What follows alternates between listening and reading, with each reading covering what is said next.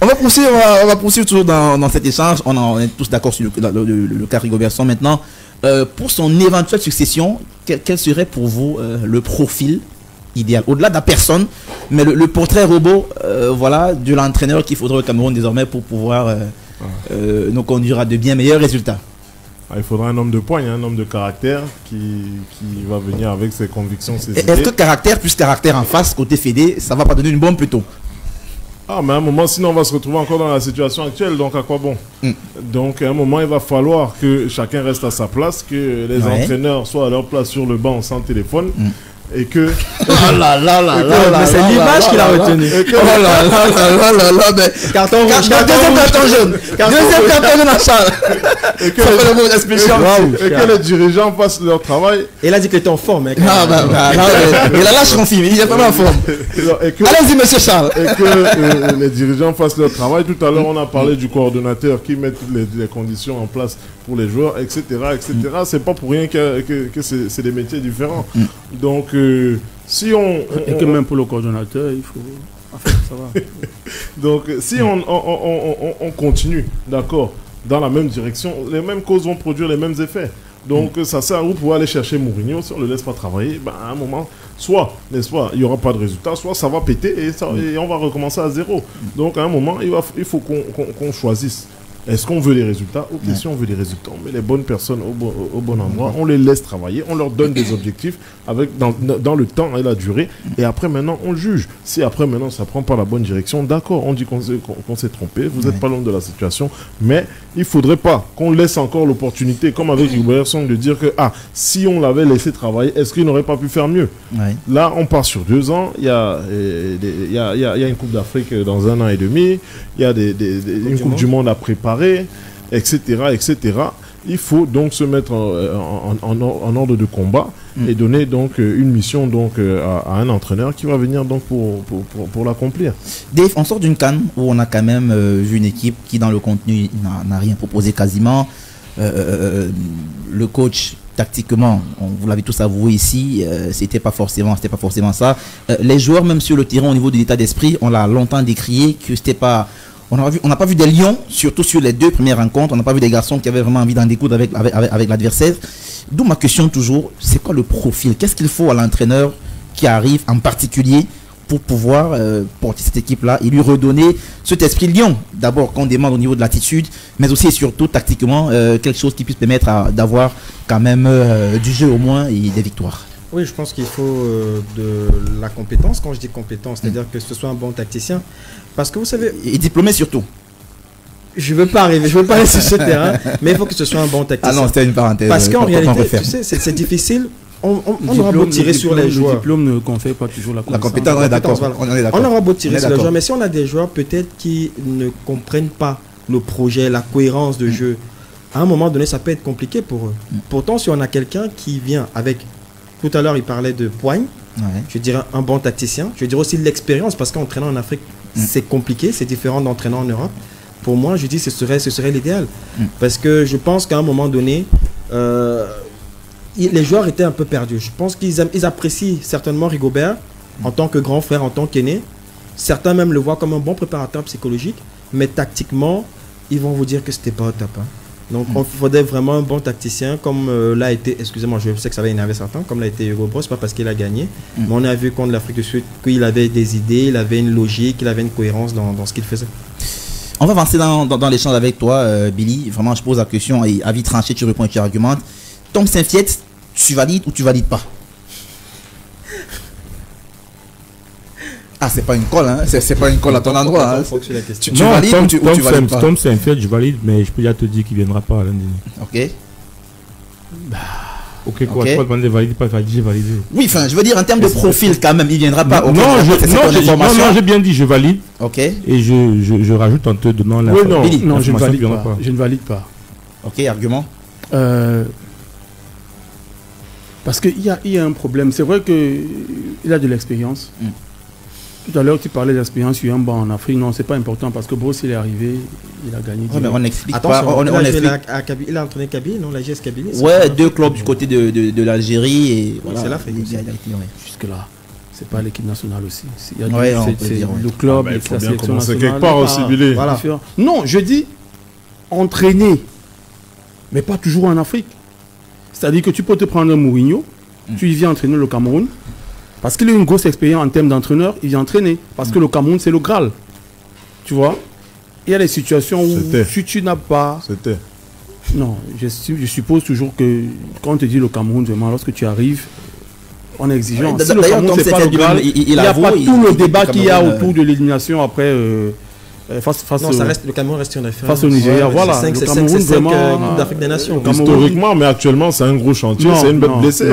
Il faut le reconnaître. Tu as 5 Coupes d'Afrique des Nations, tu as autant de ballons d'or, tu as le recordement de participation à la Coupe du Monde, tu t'appelles le Cameroun, tu restes une institution. C'est aussi tout ça. C'est-à-dire que Manchester United, la dernière fois qu'ils ont remporté la Ligue des Champions, c'était quand? Mais on te dit toujours que Manchester reste Manchester. Donc, il y a un mot, je crois que Charles l'a prononcé et Dave aussi, la poigne. Ouais. Parce que et lui, il en a. En face, je vais te dire clairement, c'est un lion. Tu as un président de fédération qui a été un ancien joueur. Et un très bon joueur. Une star. Le meilleur. Qui a touché les summums. Donc du coup, Samuel Eto'o, je pense qu'il va être difficile pour lui de s'asseoir, de voir son équipe mal jouer et ne rien dire. Ouais, mais Michel Platini a été un grand joueur, il a été président de l'UEFA. C'est pas pour autant qu'il a toujours allé frapper du doigt sur l'entraîneur de l'équipe de France ou alors les entraîneurs européens. Non, mais c'est différent président de fédération. Non, mais je veux dire que s'il faut que désormais personne a été grand joueur. Non, je vais arriver. Et qu'on est président de la fédération. Non, je vais arriver. On doit plus laisser travailler les entraîneurs. Non, tu m'as coupé. Ok, vas-y. Tu m'as coupé. Ok, vas-y. C'est-à-dire que tu ne peux pas t'asseoir. Mets-toi dans la peau de Samuel Eto'o. Tu regardes un entraîneur faire. Si tu te rends compte d'un moment qu'il fait mal.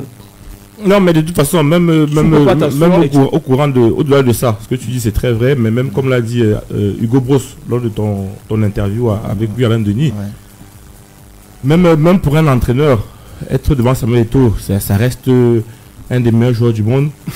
À partir de là, même toi lui dire certaines choses, c'est ça veut donc dire que, par exemple, pour te relancer, ça veut dire que il y a des grands joueurs aujourd'hui dans le monde qui sont propriétaires du club. Je pense à des garçons comme Ronaldo, par exemple, qui est président d'un club quand même. Alors ça veut dire que pour lui, désormais qu'il a été grand joueur, son entraîneur, en fait, il n'a pas la vie tranquille, en fait. Non. Ce que je veux dire, c'est que... Ce que je veux dire, c'est... Mais il faut le dire... Parce que puis encore, le club, quand tu es président du club, le club, il t'appartient, en fait. Non. C'est différent de la fédération où tu viens gérer quand même une affaire un peu publique. Bien sûr. Ce que je veux dire, c'est qu'il faut juste réduire ta marge de manœuvre. Ok. C'est tout. Mais souvent, ce n'est pas volontaire. Hein. Souvent, tu ne peux pas. Je dis que c'est impossible. C'est que même l'entraîneur, il serait étonné. Mais est-ce que tu ne peux pas être l'homme le plus humble de l'histoire de la Terre. Tu t'appelles Samuel Eto'o. Oui. Attends que je finisse. Ok, vas-y. Tu es assis. Tu veux un entraîneur qui fait mise en place tactique. Oui. Tu as joué à Barcelone, tu as joué à l'Inter, tu as 3 Ligues des Champions. Est-ce que tu dois être là quand il fait sa mise en place tactique? Est-ce que tu dois être là quand il fait sa mise en place tactique? Même si tu es au cours d'un match officiel. Ok. Tu es assis en haut. Tu vois son équipe jouer. Ouais. À la fin du match, tu auras toujours la volonté d'aller lui parler. Mais tu l'appelles de côté, tu échanges avec lui. Mais tu viens pas se substituer à lui. Voilà, peut-être. On l'a pas la semaine dernière. Ok, vas-y. On l'a pas la semaine dernière. Vas-y, Billy, termine. Non, si je n'ai pas terminé, le temps est bientôt fini, donc vraiment. Non, ok, non, laissez Billy aller au bout. Laissez Billy aller au bout. Billy, tu as 1 minute 30 secondes pour aller au bout. Vas-y, déroule. Ce que je veux dire, c'est que, donc, tu ne peux pas l'empêcher de dire ce qu'il pense. Okay. Tu ne peux pas l'empêcher de te dire que pourquoi tu joues en 4-3-3 alors que pour moi tu dois jouer en 4-4-2. Okay. Pourquoi ce gars, dans ton milieu de terrain il y a un pointe basse alors que tu dois jouer avec 2 joueurs au niveau. Non. Pourquoi tu ne peux pas? C'est son droit en fait de le faire. Oui. Parce qu'il a joué au très haut niveau. Okay. Maintenant c'est quoi? C'est la marge de manœuvre. Et toi l'entraîneur, parce que tu dois avoir de la pointe, tu lui dis à ce niveau stop. Mais tu discutes tactique avec lui, tu dois lui expliquer. Même celui qui n'a pas joué au haut niveau vient déjà te demander mais pourquoi on n'a pas gagné, pourquoi. Mais qui plus est Samuel Eto'o. Okay. Maintenant, c'est la marge de manœuvre. Tu dois réduire. Et lui aussi, tu dois discuter avec lui avant de signer le contrat. Après, je pense aussi que... Tu lui expliques qu'en fait, voilà. Il y a une barre à ne pas franchir. Ouais. Ça, c'est la ligne rouge pour moi. Le jour où il franchit la ligne rouge, tu le rappelles à l'œuvre. Ça, il faut avoir la pointe. Parce que si tu viens, tu te dis, c'est Samuel Eto'o qui est face à moi. tout ce qu'il dit, j'ai plus rien à faire, ou alors tu te dis, c'est du pain béni. Alors, si je comprends bien, ça veut dire que, parce que vraiment, on a compris ce que tu dis. Voilà. Alors, si je comprends encore bien, ça veut dire qu'on est comme un peu l'exemple de la CAN, on est en veille de match Cameroun-Nigeria. Alors, Samuel a le droit de venir à la séance d'entraînement et de la diriger. Non, c'est parce que Billy a dit. Je veux comprendre en fait, c'est pour ça que je pose la question. Et s'il vient le faire, c'est parce qu'il estime que peut-être Rigobert et Migné ne le font pas très bien. Et lui, l'ancien joueur qu'il a donc été, estime que ok, lui il peut le faire. Il vient donc leur montrer. Pas forcément. Si tu fais ça, c'est ce que j'appelle ligne rouge. Si tu fais ça, tu franchis la ligne rouge. Exactement. Et puis tu fragilises le coach devant ses joueurs. On n'a pas la semaine dernière ici. Tu fragilises parce que mais c'est comme à la maison. Lorsque le papa chiffonne sa femme devant les enfants, même les enfants ne vont plus la respecter. C'est comme à l'école, si le directeur qui est fondateur à la fois vient chiffonner le professeur, c'est comme ça. Tu vois un peu. Pas marcher. Donc du coup, il y a des choses que tu fais en interne et les jeunes doivent être au courant. Ok, c'est pour ça ce type de choses où tu viens lui parler en plein séance d'entraînement, non. C'est pour ça que j'ai parlé de réduire la marge de manœuvre et de faire les choses de manière subtile. Est-ce qu'il n'arrive pas à ce niveau-là parce que une fois il a parlé à l'entraîneur en off, l'entraîneur a essayé d'appliquer et les joueurs maintenant sur le terrain n'ont pas respecté. Donc il a estimé que je viens moi-même expliquer les choses. Est-ce que parce que tu parles à ta femme une fois, deux fois dans le temps, tu dois taper? Non. Voilà. Chaque chose, il y a des limites. Non, il y a des méthodes. Il y a une ligne rouge comme il a dit, tu ne peux pas traverser. Tu es manager. C'est indéniable que tu ne peux pas avoir un président de la fédération comme Samuel Eto'o et ne pas profiter de son expérience. Impossible. Mais en même temps, il est impossible qu'il vienne interrompre le conseil et non conseil. C'est pas de ligne rouge. Je pense que le problème c'est ça. On parle de ligne rouge. Il faut savoir qu'il ne doit pas imposer sa vision. Justement, comme Billy le disait, il peut avoir un échange tactique, il discute, chacun apporte ses arguments, ses contre-arguments, mais le problème viendrait de la volonté de l'un d'imposer sa vision. Mais si tu qui est l'entraîneur. Si je reviens à la question que tu as posée sur Tom Semfeld. Je me suis amusé à regarder un peu son parcours. Ouais. Alors, c'est un globe-trotteur. Alors, c'est quelqu'un qui a beaucoup. En termes de stabilité, ça respire pas la stabilité. Hein. C'est quand même 5 ans et demi en Gambie. Hein. Oui, c'est avant la Gambie. Avant la Gambie, c'est un an. Et la question, c'est si je valide ou je valide pas. Honnêtement, je validerai pas. Okay. Parce que quand je regarde ses stats avec la Gambie, c'est 16 victoires, 9 nuls, 11 défaites. Donc pour moi. Avec la Gambie. C'est la Gambie. Oui, je ne dis pas. Oui, mais attention. En termes de ratio, c'est mieux que les Cameroun de Robinson, par exemple. Ça, c'est clair. Ça, c'est un twist. Mais ce que je vais dire, c'est que, honnêtement, je ne trouve pas son bilan extraordinaire au point de dire que c'est le Messi qu'on attendait. Non. Après, il faut quand même dire, peut-être à sa décharge, que c'est quand même quelqu'un qui a réussi à faire une certaine progression. Oui, c'est pour ça que j'ai dit à Dave qu'il faut faire attention. Qui n'avait jamais fait une CAN, qui est arrivé à la CAN quand même avec lui et qui a fait un quart de finale, c'est quelque chose d'assez notable, et qui a enchaîné avec une deuxième CAN dans la foulée et qui a été éliminé en inscrivant quand même 2 buts face au Grand Cameroun, tel que tu le Justement, pour te rejoindre là-dessus, quand on étudie les chiffres, il faut faire attention, parce que peut-être sur les défaites qu'on note, peut-être que les défaites sont déroulées quand il venait d'arriver, quand il venait de prendre l'équipe. Est-ce qu'il a donc pris une équipe, il a appris à connaître les joueurs, a appris à connaître la mentalité et a ensuite formé un groupe qui ensuite a enchaîné des victoires?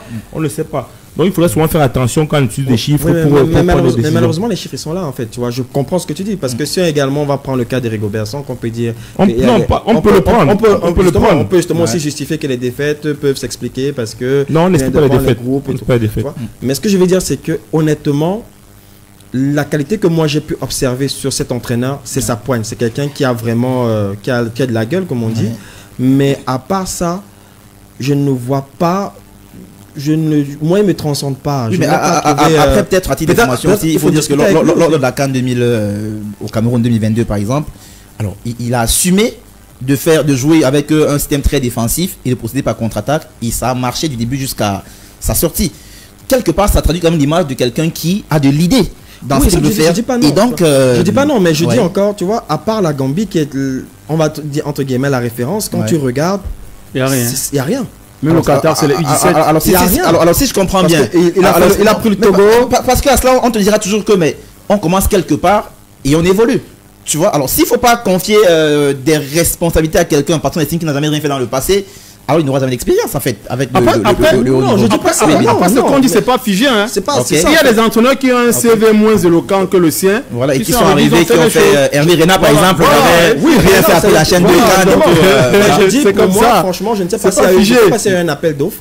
Mais si c'est le candidat qui a été retenu, j'aurais aimé savoir quels sont ceux qui ont postulé. Bon, après, il y a plus d'appel d'offres. Et pour lui-même, les dernières informations que moi j'ai reçues avant d'entrer encore ici, faisait état de ce que il avait eu des discussions avec la fédération et même avec le ministère des Sports. Et lui, très impatient, parce qu'à un moment, voilà, ça tardait trop à arriver côté camerounais ici, il a donné un deadline qui est ce soir à minuit. Si c'est pas fait, dès ce soir, lui, il signe du côté de l'Asie. Donc, je crois que si ça n'a pas encore été fait jusqu'ici, ça veut dire que ce que dit Franck est assez correct. Maintenant, je fais juste une digression et je rejoins ce que Charles disait. Je pense que le plus important, c'est vrai, il faut prendre un coach compétent, mais aussi il faut lui donner, il faut assainir l'environnement. Je me dis, on a si tous les coachs, on a aligné une flopée, une kyrielle de coachs, tous n'étaient pas aussi nuls. Hein. À un moment donné, je pense qu'il faut essayer aussi de regarder l'autre aspect, c'est l'environnement qui est plutôt toxique, qui ne permet pas au coach de pouvoir s'exprimer. Donc je tends la perche à Charles qui était très en forme là. Non, moi j'ai envie de finir. Si nous étions à la place de notre président, oui, Samuel Eto'o. Toi, si tu avais une idée ou bien une proposition à faire, tu la porterais sur qui? Grasset sûrement. Non, pas Jean-Luc Gasset. Honnêtement, j'ai un nom. Alors il Mers Faye. Non. J'aurais dit j'aurais dit Albert Méonzé. Ouais. J'aurais dit Albert Méonzé. Donc tu continues dans la lignée des... Alors lui, il a déjà... il a des stats très importantes. C'est pas parce qu'il est camerounais, parce que je me dis, comme tu as dit, c'est un nouveau coach. Il a fait Setouba, il a au moins une référence. C'est léger quand même. C'est léger, c'est vrai, c'est léger. Mais je préfère un peu ce style qui a quelque chose aussi à prouver. Franck. Non, moi personnellement, j'aime bien le profil de Saint-Fiel. J'aime bien et c'est dommage, mais bon. Ok. Billy? Là, c'est un peu difficile. Mais tu as des entraîneurs dont tu apprécies les styles. Tu es un gars, souvent, quand son équipe joue, tu veux regarder. Bon, Clément Aroga, par exemple. Je ne parle pas de... Je vais pas donner un nom comme ça parce que la situation du Cameroun, elle est très difficile. Ouais. Et il n'y a pas eu d'appel d'offres. Elle est très difficile. Il n'y a pas une shot. C'est pour ça que déjà, il faut bien savoir, c'est pour ça que qu'est-ce qui s'est réellement passé en Côte d'Ivoire. Parce que tout à l'heure, Dave parlait d'environnement. Ça aussi, c'est pour ça que j'ai parlé de poigne. Il parlait d'environnement. C'est quelque chose de très important. C'est-à-dire que si tu es un entraîneur qui a un bras cassé, qui va venir accepter tout ce qu'on lui propose, parce qu'il ne peut pas regarder les gens yeux dans yeux et leur dire qu'ici, c'est pas bon, ça, c'est un problème. Du coup, même si tu as quelqu'un qui a de la poigne, après, il faudrait qu'il ait du style. Qu'est-ce qu'on recherche clairement? Quel est le type de joueur que nous avons? Quel est le projet qu'on lui propose? Parce qu'il y a aussi le public qu'il faut préparer. Il faut préparer un public. Tu prends un entraîneur tu peux prendre un entraîneur qui, après 2 ans, va au Maroc, va à la Coupe du Monde, se fait éliminer au premier tour, mais tu le maintiens là. Parce que tu as préparé quelque chose, tu as préparé l'opinion. Il y a un projet derrière. Il y a un projet derrière qui est assez clair. Voilà, c'est pour ça que moi, je n'ai pas été d'accord avec Rigobertson lorsqu'il a parlé de reconstruction, lorsqu'il s'est fait éliminer. Si tu dis reconstruction, tu commences au départ. Tu ne reconstruis pas avec la moyenne d'âge d'équipe du Cameroun, c'est quoi? C'est 27 ans, 26 ans, 27 ans. Quand tu as Ncham, tu as Kemen, tu as 25. Je crois que les Douala et autres, ils ont ramené. Ils ont ramené là, ok. Et bon, après, on va se faire, mais si on a plus de temps. On a plus de temps, mais si on est dans le temps additionnel de cette émission, on est dans le temps additionnel. On nous a accordé 3 minutes de temps additionnel juste pour évoquer cette toute dernière question. Vraiment pour ou contre la nationalisation du poste d'entraîneur. Parce qu'on se souvient que cet exécutif, quand il est arrivé à la tête de la fédération, a d'ailleurs 1 an après mis dans son bilan côté positif en disant que la nationalisation était quelque chose à mettre au crédit de cette fédération-là. Est-ce que vous, aujourd'hui, vous pensez vraiment, en quelques mots chacun, qu'il faut fermer les portes aux entraîneurs expatriés?